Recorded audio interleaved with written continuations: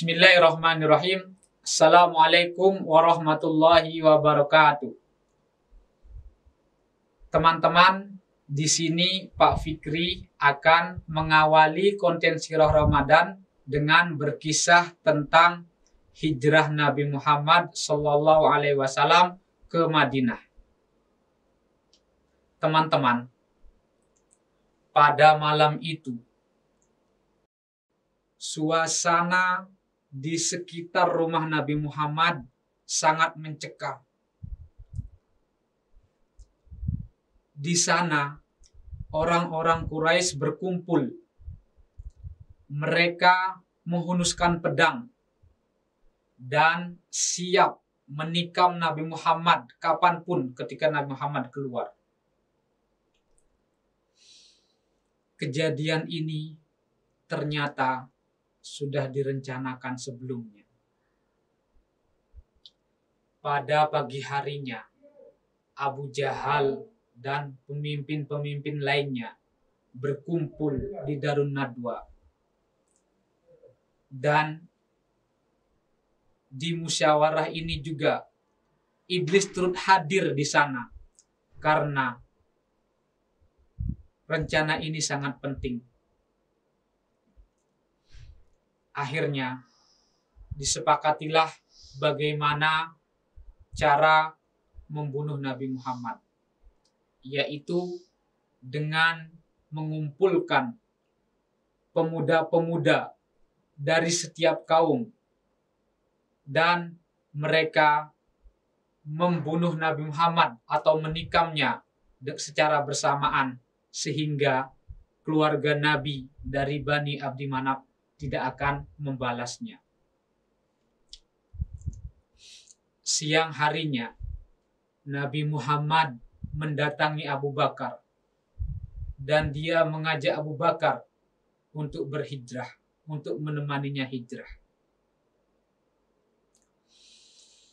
Di malam itu Nabi Muhammad meminta sahabatnya yaitu Ali bin Abi Thalib untuk menggantikannya dia tidur di tempat tidurnya menggunakan selimut yang biasa beliau gunakan, yaitu selimut berwarna hijau. Di luar, orang-orang Quraisy ini, orang kafir Quraisy ini tidak bertindak masuk saat itu karena mereka merencanakan pembunuhannya tengah malam hari. Namun, Nabi Muhammad sebelum tengah malam, beliau keluar. Dan ketika keluar, beliau tidak terlihat oleh orang-orang Quraisy ini. Mereka semua dibutakan oleh Allah. Ini adalah pertolongan Allah yang pertama. Setelah Rasulullah keluar dan beliau bersama Abu Bakar pergi ke Bukit Sur dan bersembunyi di Gua Sur di sana. Setelah Nabi Muhammad keluar, datang lagi seorang tua tadi. Dia mengatakan kepada orang-orang kafir ini, apakah kalian tidak melihat Muhammad sudah pergi? Kemudian mereka menjawab dengan serentak, mana mungkin dia bisa keluar, sedangkan kami jaga dengan ketat rumahnya. Kemudian mereka juga mengintip ke dalam rumahnya Muhammad dan melihat masih ada orang tertidur di sana. Namun si iblis ini meyakinkan. Akhirnya mereka masuk ke dalam rumahnya dan mereka terkejut mendapati di bawah selimutnya adalah Ali bin Abi Thalib. Melihat itu, Abu Jahal dan pemimpin-pemimpin lainnya sangat geram, sangat marah. Akhirnya mereka melakukan sayembara, yaitu barang siapa yang bisa mendatangkan Nabi Muhammad hidup atau mati, maka akan diberikan 100 ekor unta. Teman-teman, unta saat itu sangat berharga, termasuk barang mewah saat ini. banyak orang-orang tergiur dan sayembara ini menyebar luas dengan cepat seantero Arab.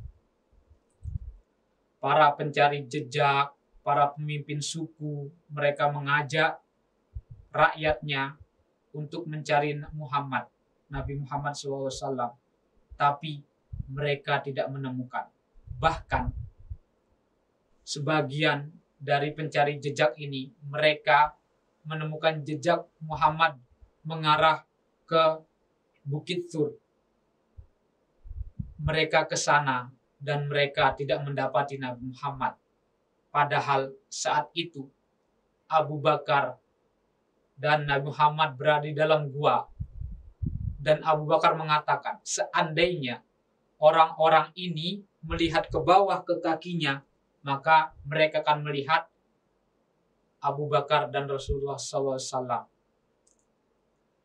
Tapi disinilah pertolongan Allah yang kedua, yaitu Allah buat mereka tidak melihat ke bawah. Setelah beberapa hari, orang-orang Arab ini, orang-orang Quraisy ini menyebar dan tidak menemukan Nabi Muhammad dan Abu Bakar. Setelah suasana dirasa tenang, maka Nabi Muhammad dan Abu Bakar melanjutkan rencananya untuk hijrah ke Madinah. Dan setelah beberapa hari, sampailah Nabi Muhammad dan Abu Bakar di Madinah. Teman-teman semuanya, dari kisah ini ada beberapa hikmah yang bisa kita ambil. Yang pertama, walaupun Nabi Muhammad tahu dia akan dibunuh, tapi Nabi Muhammad tetap tenang karena Nabi Muhammad yakin Allah pasti akan menolongnya. Jadi, teman-teman, ketika menghadapi masalah, tetap tenang dan tetaplah bergantung kepada Allah Subhanahu wa Ta'ala. Yang kedua, Nabi Muhammad mengajak Abu Bakar. Ini menandakan bahwa Abu Bakar memiliki keutamaan dibanding sahabat yang lainnya. Sebenarnya, kalau Nabi Muhammad ingin aman berhijrah, bisa saja mengajak Umar bin Khattab dan Hamzah. Maka tidak akan yang berani mengganggunya. Tapi Nabi Muhammad lebih memilih Abu Bakar karena Abu Bakar orang yang lebih soleh dibanding sahabat-sahabat yang lainnya. Tentunya juga sahabat-sahabat yang lainnya orang yang soleh. Nah, teman-teman semuanya, insya Allah nanti untuk sirah bagaimana Nabi Muhammad di Madinah, kita akan bersama dengan orang yang spesial. Tunggu ya teman-teman di konten selanjutnya. Assalamualaikum warahmatullahi wabarakatuh.